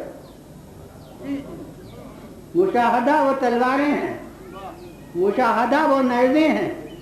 اگر یہ اثر انداز ہو جائیں عمل پر تو میں سمجھوں گا کہ مشاہدے میں طاقت ہوتی ہے, اور اگر یہ سب بے اثر ہو جائیں تو آپ کو میرے ساتھ بربنا ہے مشاہدہ، یہ تسلیم کرنا چاہیے کہ غیب میں جو طاقت ہے وہ مشاہدے میں نہیں ہے، تو بس ایک معیار ہے اس کا، وہ لیٹنا ہر ایک کا کام ممکن ہے نہ ہو، کچھ تو لیٹنے ہی سے انکار کر رہے ہیں کہ ہم بھلا خطرے میں لیٹیں، جی لیٹ بھی جائیں لیکن مجھے تو اثر دیکھنا ہے۔ میں کہتا ہوں کہ اگر نیند اڑ جائے تو سمجھیے کہ مشاہدے میں اثر ہے، اور اگر نیند آ جائے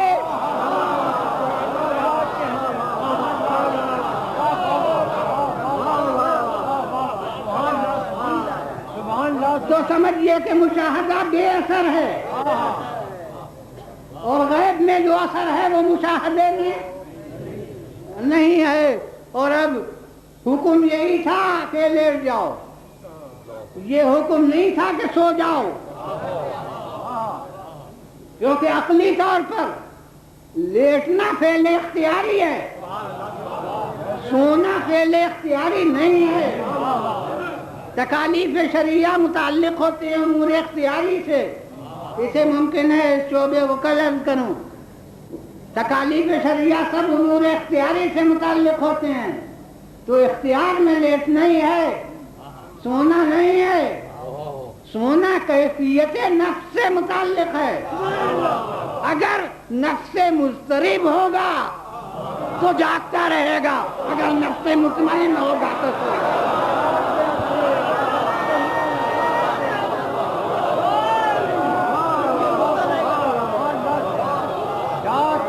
دیجیے بلانا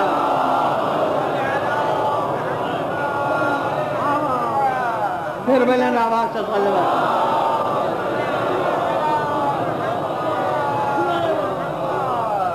اب اگر کوئی کہے کہ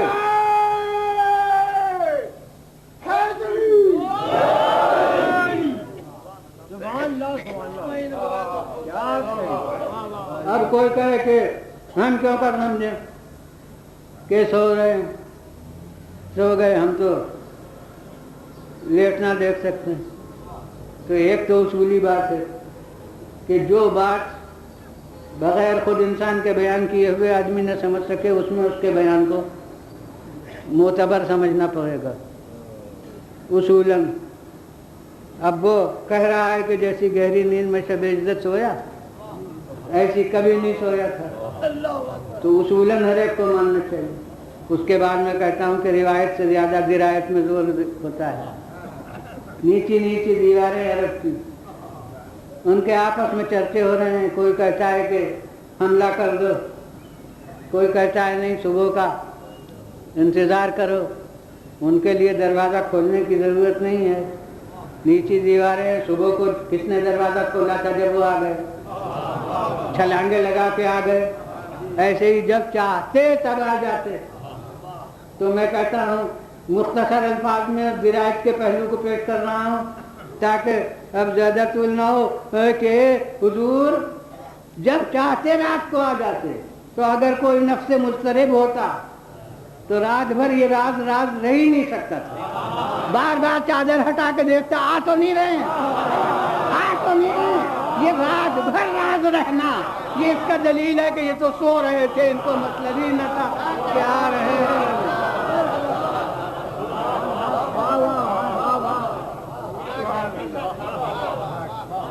ہاں ہمارے نزدیک خلاف فطرت ضرور معلوم ہو رہا ہے یہ سونا، اس لیے کہ ہمارے ہاں تو محلے میں کوئی کھٹکا ہو جائے تو رات بھر کے لیے نیند ہو جائے، جائے کہ خود اپنے گرد کھینچا ہوا حساب تلواروں کا ہو، نیزوں کا ہو، اور پھر گہری نیند، اور پھر نفسیاتی طور پر بھی ہمیں خلاف فطرت محسوس ہوتا ہے سونا، ہے کہ جو رات کو سونے کا عادی نہ ہو، ان کی رات تو عبادت خدا میں گزرتی تھی، جو رات کو سونے کا عادی نہ ہو وہ کیوں کر سویا، تو ہمیں تو خلاف فطرت معلوم ہوتا ہے۔ پھر ایک اور بات نفسیاتی کہ جو کسی عبادت کا خوگر ہو اور کسی مجبوری سے اسے انجام نہ دے سکے، اسے نفسیاتی اضطراب ہوتا ہے، قلق ہوتا ہے۔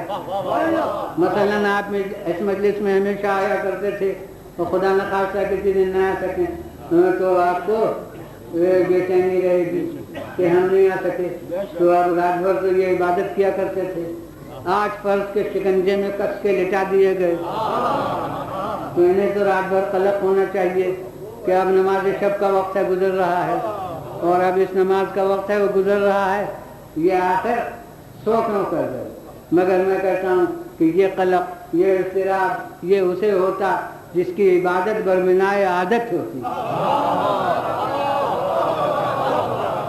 اور جس کی عبادت فریضے کی بنا پر تھی، اسے تو یہی احساس آرام کا باعث تھا کہ جس کی خاطر روز جاگتا تھا اس کی خاطر آج سو رہا۔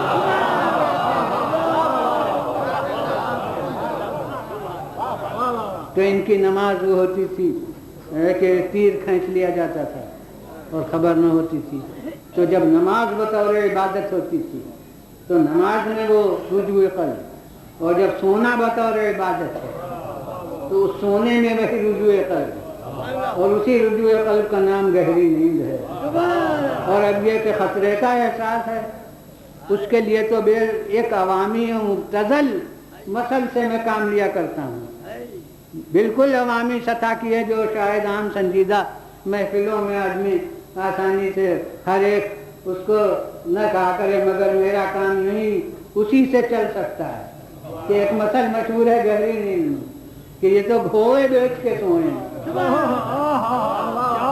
تو میں کہتا ہوں جو گھوڑے بیچ کے سوئے وہ تو گہری نیند سوئے گا، اور جو جان بیچ کے سوئے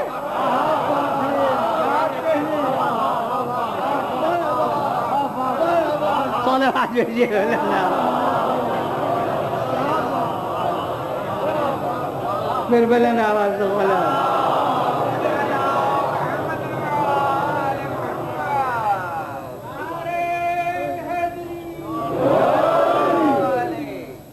اور اب یہ سوئے کیوں ہیں، سلائے کیوں گئے ہیں، لٹائے کیوں گئے ہیں بستر پر؟ تو سونا تو میں نے کہا ان کی کیفیت ہے نفس کی، لٹائے کیوں گئے ہیں؟ اسی مقصد سے کہ رسول کا جانا راز رہے، راز رہے، تاکہ قدرت نے جہاں حفاظت کا انتظام کیا وہاں تک پہنچ جائیں، تب مشرکین کو خبر ہو۔ اس لیے بستر پر لٹائے گئے ہیں، اور رات بھر وہ سمجھتے رہے کہ رسول بستر پر لیٹے ہوئے ہیں۔ اگر اسی وقت سمجھ جائیں کہ رسول نہیں ہے بستر پر تو اسی وقت تلاش کو نہ نکل جائیں، تو مقصد خدا فوت ہو جائے، مقصد خدا جس لیے لٹائے گئے تھے اس کو شکست ہو جائے۔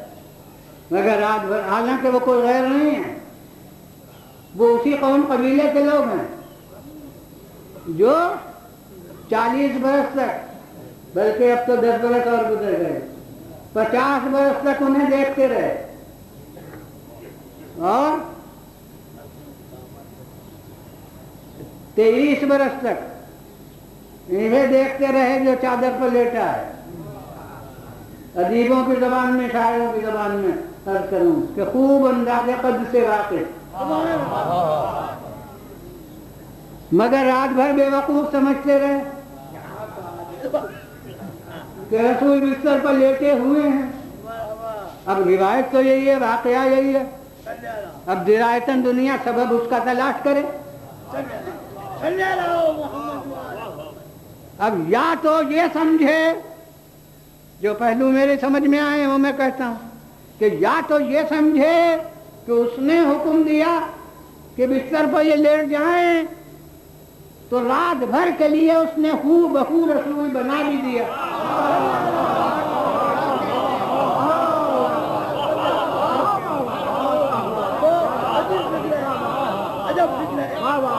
اور کسی قرآن کے ماننے والے کو اس میں شک نہیں ہونا چاہیے۔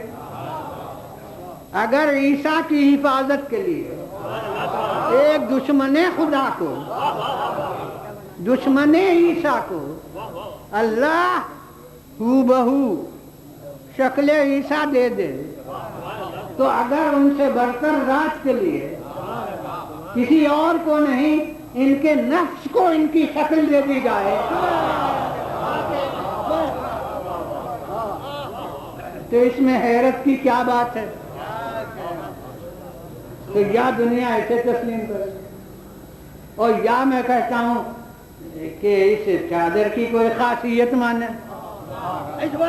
کہ جب پیغمبر روح لیں تو ان کے جسم پر صحیح، اور جب علی روح لیں تو ان کے جسم پر بالکل راست، اور جب پانچوں آ جائیں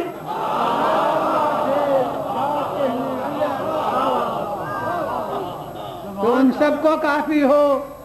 اور اس کے لیے ماشاءاللہ یو پی کے رہنے والے ہو، لکھنؤ کے رہنے والے ہو، اور دوسرے لوگ بھی جو ادب اردو سے واقف ہیں وہ شاید اس لفظ سے اس کے معنی پر غور کر لیں کہ میں کہتا ہوں کہ پھر میں تو ایسا محسوس کرتا ہوں کہ یہ چادر جسم پر ناپی نہیں گئی تھی بلکہ نور واحد پر بیوتی گئی تھی۔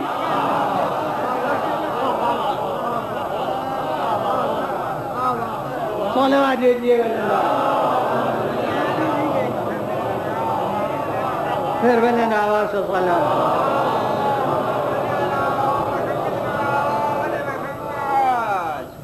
رات بھر سمجھتے رہے، اور اب رات جب گزری اور صبح ہوئی اور اب مکان میں داخل ہوئے، اب انہوں نے چادر الٹی تو دیکھا یہ، اور غصہ بہت ان پر آیا کہ یہ انہوں نے ہمیں الٹائے رکھا، مگر کیا سے اپنے بے وقوفی کا احساس بھی ہو رہا ہے کہ اب ان سے پوچھے کہاں گئے؟ انہوں نے کہا کیا میرے سپرد کیا تھا؟ جو مجھ سے پوچھتے ہو کہاں گئے؟ اب بعض نے الجھنا چاہا، بعض نے کہا کہ کیا فائدہ، اب ان کی تلاش میں چلو۔ اب تو اب جہاں تھے رسول وہاں وہ قیافہ شناسوں کی مدد سے ایسے کامل تھے کہ نقش قدم دیکھ کے سمجھتے تھے کس قبیلے کا آدمی ہے، نقش قدم دیکھ کے سمجھتے تھے کس عمر کا آدمی ہے۔ تو چلے گئے جہاں تک ایک نقش قدم تھا وہاں تک کہتے رہے کہ ایک آدمی ہے، ابھی تک وہی ہیں، اور جب دوسرا نقش قدم بھی ساتھ ہو گیا تو سمجھے کہ کوئی دوسرا بھی ساتھ ہے، غرض کمال فن دکھلا دیا کہ وہاں تک پہنچا دیا، دو مختلف نقش قدم دیکھتے ہوئے وہاں تک پہنچا دیا جہاں رسول تھے۔ اب یہ قدرت کا انتظام کہ اب وہاں وہ ماہرین کہہ رہے تھے کہ یہاں سے آگے نہیں بڑھے، لیکن قدرت کا انتظام وہ مکڑی کو حکم دے دیا کہ جالا وہ تان دے، اور وہ کبوتر نے انڈے دے دیے، اور طبقات ابن سعد قدیم ترین تاریخ ہے، اس میں یہ ہے کہ وہاں ان کے جہاں دیدہ اشخاص نے اسے دیکھ کر کہا کہ ارے یہ سب بے وقوف ہیں، وہ ماہرین فن سب بے وقوف ہو گئے، اور اس میں تو جالا اتنا لگا ہوا ہے طبقات ابن سعد میں کہ انہوں نے کہا کہ وہ تو رسول کا نام لے کے کہا کہ ان کی پیدائش سے پہلے کا جالا لگا، غرض وہ سب پیٹتے رہے، اور وہ سب اب اتنا خطرناک موقع ہے، اور قرآن نے بھی اس کو بطور مصیبت رسول کے بیان کیا ہے کہ ایسے میں کوئی آواز اندر سے آ جائے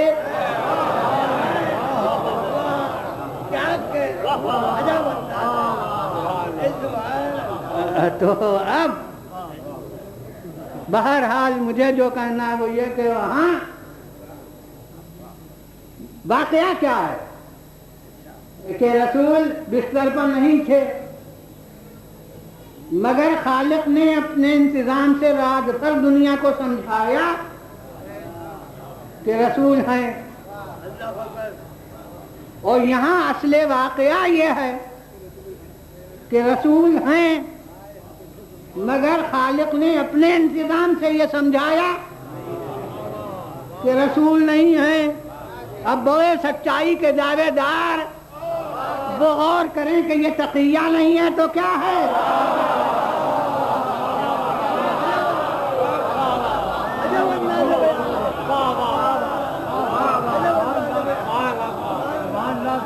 صلوات بھیجیے بلند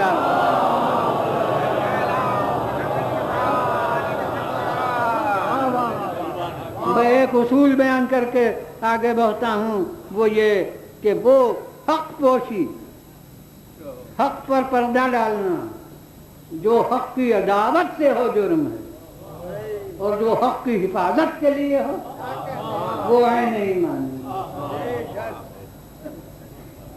تو یہ اطمینان نفس، یہ غیب پر ایمان کا اثر دیکھیے کہ مشاہدات بے اثر ہوتے ہیں، اور غیب پر ایمان جو ہے اس کا یہ اثر ہے۔ اور بس اب آگے نہیں بڑھنا چاہتا کہ میں کہتا ہوں کہ ایک موقع ہے کہ دنیا دیکھ لے کہ وہاں مشاہدات کیا ہیں اور ان کا اثر کیا ہے، اور غیب کی طاقت کا تقاضا کیا ہے اور اس کا اثر کیا ہے۔ اب اگر وہ اثر نمودار ہو تو سمجھیے کہ مشاہدے میں طاقت ہے، اور اگر یہ اثر نمودار ہو تو سمجھیے کہ غیب میں اثر ہوتا ہے، مشاہدے میں اثر نہیں ہوتا۔ وہ سن 61 ہے، اور وہ 10 محرم ہے، اور وہ کربلا کا میدان ہے، اور وہ آفتاب نیمروز کی روشنی ہے، اور اس میں یہ دیکھ لیجئے کہ 30,000 کم سے کم یہ فوج کی کثرت، یہ مشاہدہ ہے۔ دریا کی بہتی ہوئی نہر، یہ مشاہدہ ہے، اور جان پانی سے لبریز وہ مشاہدہ ہیں۔ ادھر 72 کی تعداد، یہ قلت، یہ مشاہدہ ہے۔ اور چونکہ انہی مسائل کو نیز کرنا ہے، اور وہ بچوں کے کھنجلائے ہوئے چہرے، یہ مشاہدہ ہیں۔ محمد باقر کا اترا ہوا چہرہ، یہ مشاہدہ ہے۔ سکینہ کے پپائے ہوئے لب، یہ مشاہدہ ہے۔ علی اکبر کی مکمل جوانی، یہ مشاہدہ ہے۔ عباس کے بھرے ہوئے بازو اور چوڑا سینہ، اور وہ مکمل شباب کا عالم، وہ مشاہدہ ہے۔ اور میں کہتا ہوں کہ زینب کے سر کے بال، وہ مشاہدہ ہیں۔ ان کی چادریں، وہ مشاہدہ ہیں۔ وہ مشاہدات بھی آنکھوں کے سامنے، یہ مشاہدات بھی کہ دوسری صورت میں یہ سب خطرے میں ہیں، یہ بھی آنکھوں کے سامنے۔ ان سب کا تقاضا کیا ہے؟ اقرار بیعت۔ اور کوئی غیبی طاقت ہے، اس کا تقاضا یہ ہے کہ چاہے جو ہو جائے لیکن بیعت کا اقرار نہیں ہو سکتا، اس لیے کہ دین خطرے میں ہے، اس لیے کہ اقرار بیعت سے دین ختم ہو جائے گا۔ تو اب اگر اقرار بیعت ہو جائے تو مشاہدے میں اثر ہے، اور اگر انکار بیعت قائم رہے تو سمجھیے کہ مشاہدات بے اثر ہیں، اور اقرار بیعت نہ ہونا دلیل ہے کہ غیب کا اثر ہے، غیب میں طاقت ہے۔ تو اب کسی اور کا کیا ذکر؟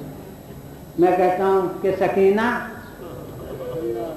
وہ روایتوں کے لحاظ سے سال اور برس کی تعداد میں کوئی اختلاف رکھتے یا نہیں، مگر صورت واقعہ سے جو کمسنی اور نادانی ظاہر ہوتی ہے، کہ میں کہتا ہوں کہ سکینہ کی کمسنی اور نادانی کو سمجھتے ہوئے، دیکھنے کے لیے، سمجھنے کے لیے یہ کافی ہے کہ جب رخصت آخر کے لیے مولا جا رہے ہیں تو سکینہ دامن پکڑ کے کہتی ہیں کہ ہمیں تو نانا کے روضے کو پہنچا دیجیے۔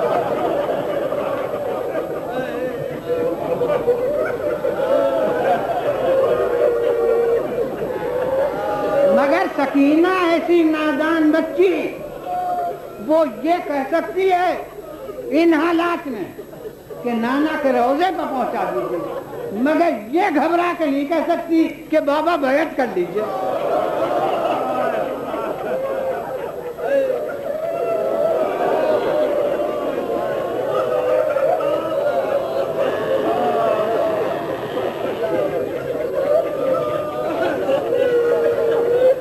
اب یہ اقرار و انکار بیعت کی مہم جب شروع ہوئی تو کون وقت ہے؟ وہ جب ولید نے بلایا، اور ولید نے بلا کر یہ پیغام دیا۔ اب پیغام ابھی کچھ نہیں دیا، ابھی صیغہ راز میں تھا کہ حاکم شام کے دنیا سے اٹھنے کے اطلاع دی۔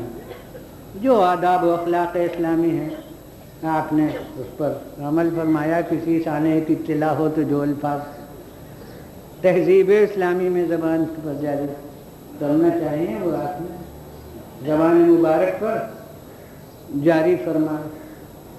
اور اب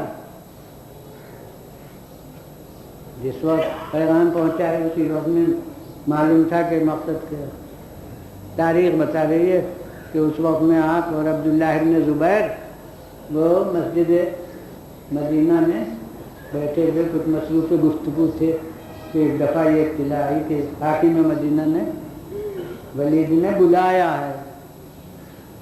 تو عبداللہ ابن زبیر نے کہا کہ یہ تو بیٹھنے کا وقت نہیں ہے حاکم کے، یہ کوئی خاص بات ہے کیوں بلایا؟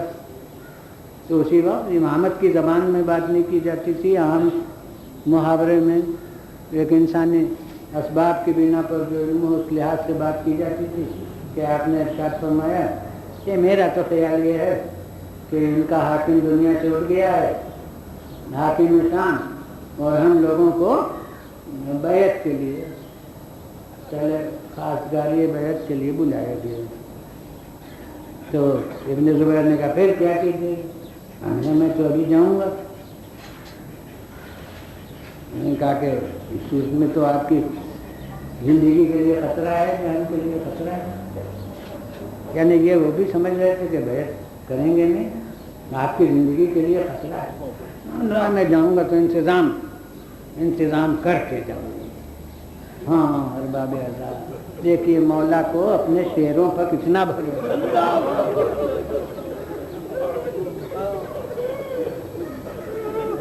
ماشاء اللہ جو آپ تیار رہتے ہیں احترام مصائب حسینی کے لیے۔ بس گھر پر آئے تھے، اب روایت نہیں بتاتی کس کس کے جتنے شہر تھے، ہاں عباس، ہاں علی اکبر، ہاں قاسم، ہاں محمد، ہر ایک کو مخاطب کر کے جتنے اس وقت اثرات۔ اور میں تو کہتا ہوں کہ اس وقت تو حسین کی طاقت کربلا سے زیادہ تھی، یعنی وہ کوفے والا شعر بھی ساتھ موجود تھا، وہ چاہے روایت میں نام ملی ہو، مگر مسلم نے ان سے بھی سب جتنے تھے، چلو مجھے حاکم مدینہ نے بلایا ہے، تم بھی چلو، تم بھی چلو، تم بھی چلو۔ وہ سب سے تیار ہو کر مولا کے ساتھ گئے اور انہیں دروازے پر کھڑا کر دیا۔ فرمایا ابھی ضرورت نہیں ہے تمہاری، جس وقت میری آواز بلند ہو اس وقت تم داخل ہو جانا۔ یعنی وہ سمجھ لیں کہ میں بے کس و بے بس نہیں ہوں، کام کوئی لینا اس وقت نہیں، بھائی یہی ہے، نفسیاتی ہے۔ ساتھ میں لے لیا، کہا کر دیا، اندر تشریف لے گئے، پہلے وہ پیغام ملا، آپ نے اظہار تاثرات فرمایا جو کسی سانے پر ہونا چاہیے، اور اس کے بعد یہ پیغام ملا۔ اب جو چیزیں صیغہ راز میں ہوں وہ ہر راوی کی زبان پر تو آتی نہیں، اس لیے عام تاریخوں نے نہیں لکھا ہے، مگر بعض تاریخوں میں ہے کہ اس کے ساتھ یہ تو عمومی ایک فرمان تھا، اور اس کے ساتھ سیغہ راز میں ایک پرزے پر لکھا ہوا تھا کہ ان اشخاص سے طلب بیعت کی جائے، اور وہ انکار کریں گے تو اب کسی کا اور کا نام نہیں تھا، اب یہ تھا کہ پھر واپسی میں سر حسین ہو، سر حسین موجود ہو۔ اور یہی اہم معاملے اب ظاہر تھا کہ ولید اور مروان میں مدتوں سے قطع تعلقات تھا، اتنا کہ ایک دوسرے کی صورت نہیں دیکھنا چاہتے تھے، ایک دوسرے سے گفتگو نہیں کرنا چاہتے تھے، مگر اس موقع پر ولید نے مروان کو بلا کے اپنے پاس بٹھا لیا تھا۔ تو اب جب یہ واقعہ ہو چکا نہ تو اس نے یہ پیغام پہنچایا جو سیغہ راز میں تھا کہ بیعت کا پیغام پہنچایا کہ آپ کو بیعت کرنا، تو حضرت نے اس وقت مناسب انداز میں یہ جواب دیا کہ ظاہر ہے کہ میری بیعت تم سیغہ راز میں تو چاہتے نہیں ہوگے، یقیناً اس کا اعلان اور اشاعت ہونا چاہیے۔ بے شک ایسے ہی ہے، میں تو پھر اس وقت مکان کے اندر کہنے سے کیا فائدہ، اس وقت مجمع عام میں سب کو مدعو کرنا، مطالبہ کرنا، سب کو سے بیعت لینا، تو مجھ سے بھی کہنا۔ اب یہ جواب ایسا تھا کہ کچھ بن نہیں پڑا، ہاں ٹھیک ہے ٹھیک ہے۔ مگر مروان بول اٹھا کہ اگر اس وقت یہ نکل گئے تو پھر ان کے گرد قدم بھی نہیں ملے گی، لہذا فوراً تم جب یہ نہیں مان رہے، نہیں بیعت کر رہے تو ان کا سر قلم کر دو۔ یہ ہے متفق علیہ تاریخی حقیقت، اور میں کہتا ہوں اس سے حامیان یزید پر صفائی پیش کرنے والے غور کریں کہ اگر وہ صیغہ راز والی ہدایت نہ ہوتی تو مروان کو جرأت کیوں کر ہوئی اس مشورے کے دینے کی؟ اتنا اہم اقدام بغیر حکومت مرکزی کی ہدایت کے ہو جا سکتا ہے؟ اب جب یہ ہوا اور مولا کی تیز میں ببل آ گئے اور اب لب و لہجے میں ذرا سختی پیدا ہو گئی کہ کیا مجال ہے تمہاری، اس کیا مجال کی پشت پر عباس بھی ہیں، علی اکبر بھی ہیں، مسلم ابن عقیل بھی ہیں، میں تو کہتا ہوں یہی کیا مجال کی لفظ نے ایک دفعہ دروازہ کھولا، اور اب مولا کے دل کا اعتماد جو تھا وہ آنکھوں کے سامنے آ گیا، اور اب ہمیں روایت بعض کتب میں قاضی کی بتاتی ہے کہ اول من دخل ابو الفضل العباس، سب سے پہلے جو داخل ہوئے وہ ابو الفضل العباس تھے۔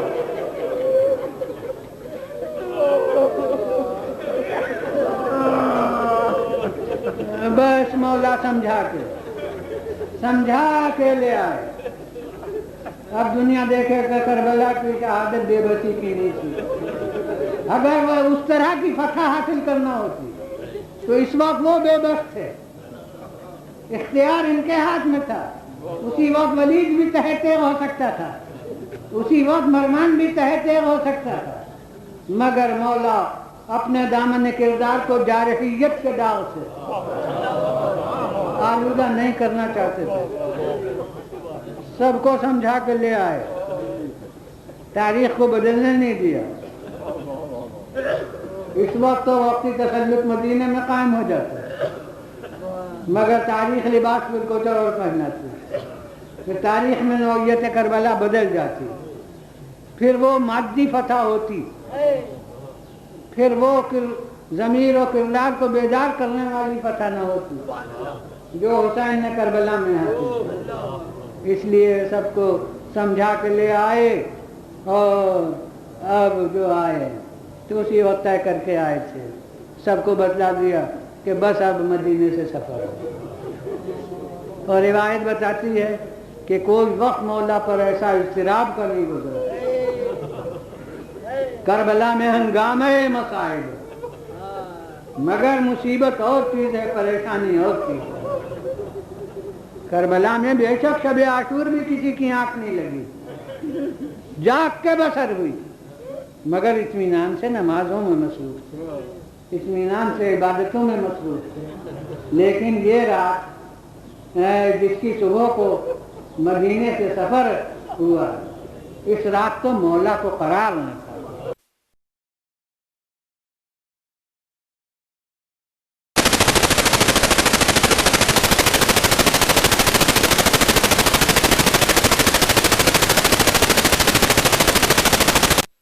کرام نے چیخ کے کہا صدق رسول اللہ، کہ اللہ کے رسول نے سچ کہا کہ جہنمی ہے۔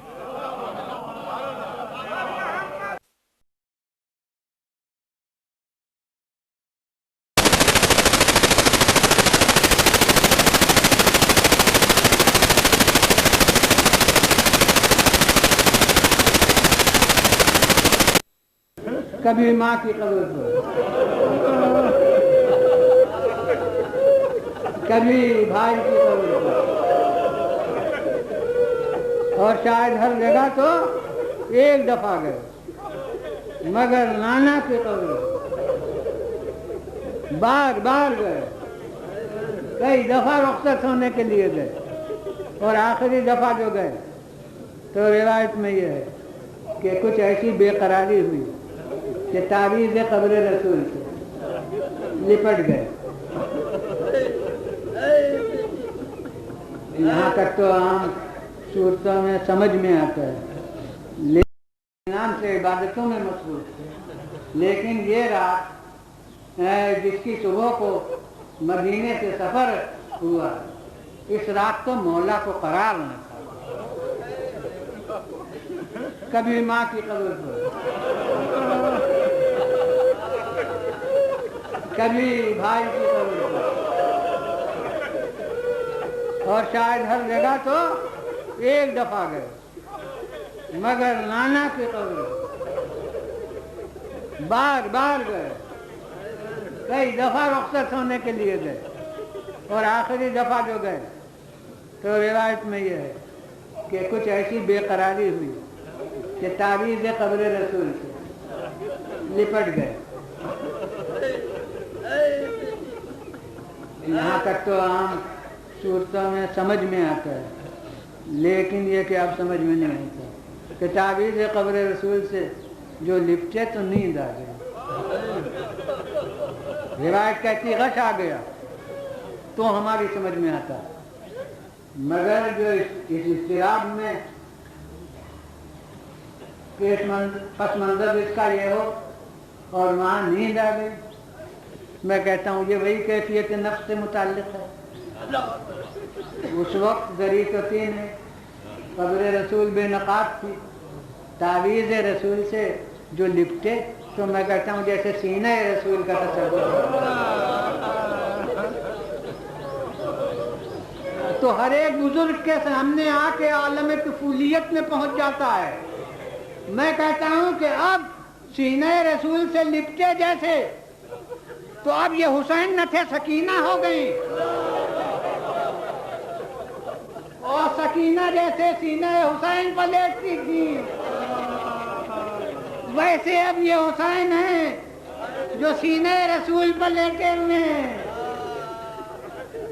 اور اب ایسا سکون ملا کہ نیند آ گئی، مگر انہیں تو سکون ملا، اور پیغمبر جیسے بیتاب۔ ارے اسی خواب میں رسول سامنے آئے، کیوں بیٹا کیا عالم ہے؟ وہ کہتے ہیں کہ نانا اب امت کو آپ کے روضے پر رہنا بھی ہمارا منظور نہیں ہے۔ اور حضرت فرماتے ہیں اے حسین ابھی تمہیں کربلا کی منزل ہے، اب پوری کربلا کا نقشہ رسول نے کھینچ دیا، اور حسین جو آنکھ کھلی نئے عزم کے ساتھ، نئے جزم کے ساتھ، اب بیت الشرف میں آئے، ہاں زینب چلو، ہاں ام کلثوم چلو، ہاں رباب چلو، ہاں لیلا چلو، اب سب تیار ہے، اب تیاریاں اب اس کو ہم اس وقت عالم تصور میں کیا لائیں؟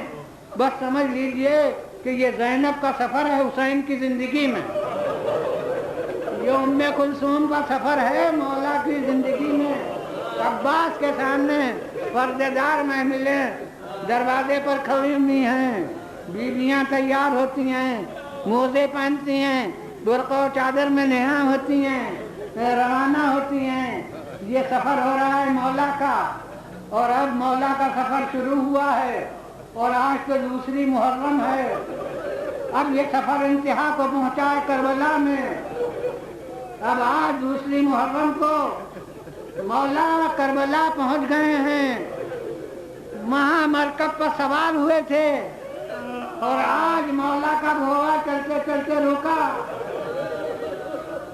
اور اب جو گھوڑے پر گھوڑا رکا، روایتیں بتاتی ہیں کئی گھوڑے بدل لیے کہ کہیں تھک نہ گیا ہو، مگر وہ تو اللہ کی طرف سے جیسے معمور تھا۔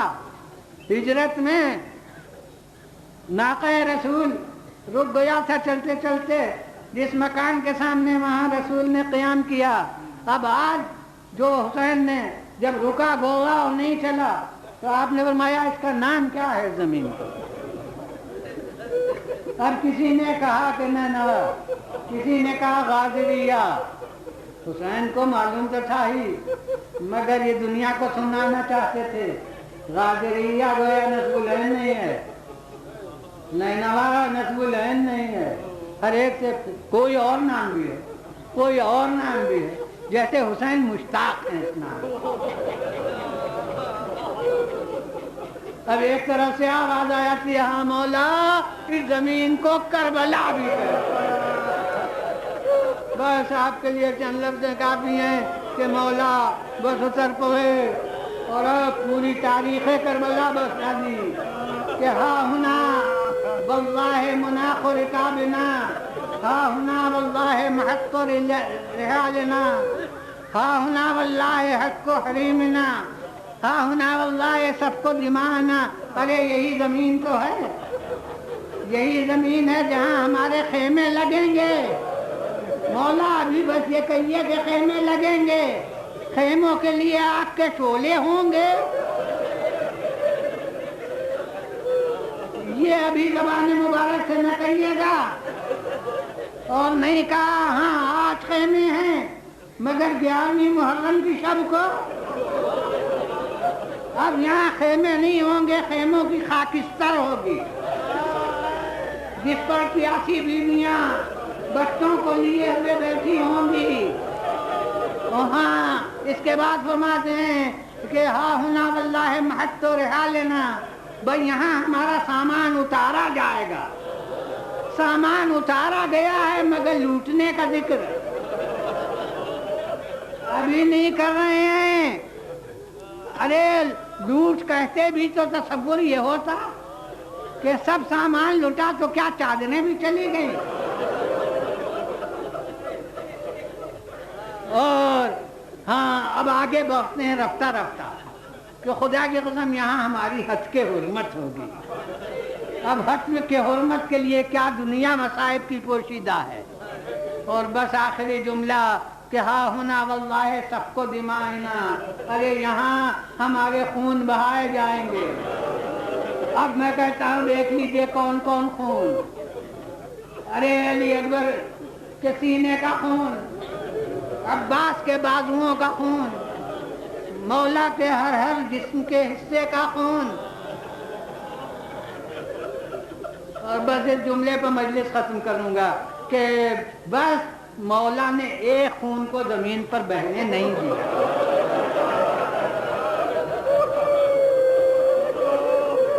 بابو ایک معصوم خون تھا، روایت میں سے مولا نے اپنے چہرے کو مل لیا اور کہا کذا القا جدی رسول اللہ میں اپنے نانا۔